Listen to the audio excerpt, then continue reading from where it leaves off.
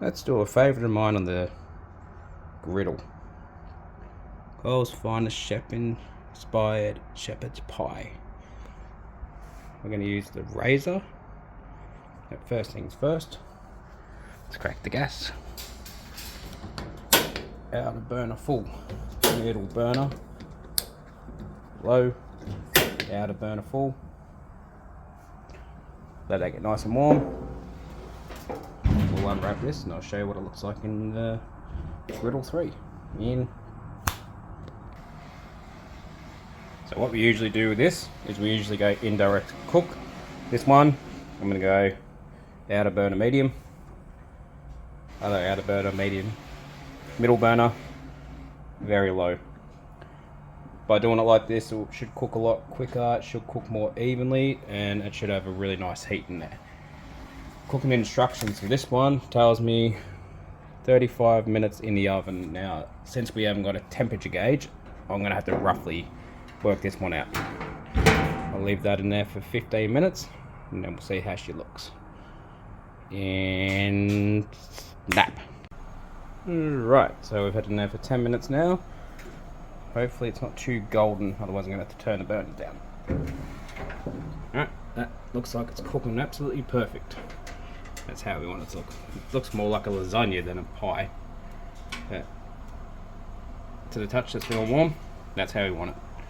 So we'll give that half an hour, and like I said, going half outer burner, half other outer burner, and very low middle burner. So middle burner low, so I don't absolutely cremate the bottom of it, but I'm keeping warmth coming up and through the pie. And doing it on medium burner instead of going too hot. This means I'm not going to overall cremate it or make it hot on the outers, but then have virtually no heat in the middle. These are semi pre-cooked, but yeah, it's Cole's inspired. So we have tried these in the Ziggy in old videos before, but we haven't tried it on the griddle 3 yet. So show you how the finished product looks in boom. Okay, we've had this in here for about 50 minutes. Let's have a look. It's nice and bubbly, nice and golden. Now I'll cook this to the back because I generally find I get a lot more heat to the back than in the front. Alright, let's have a look. There it went.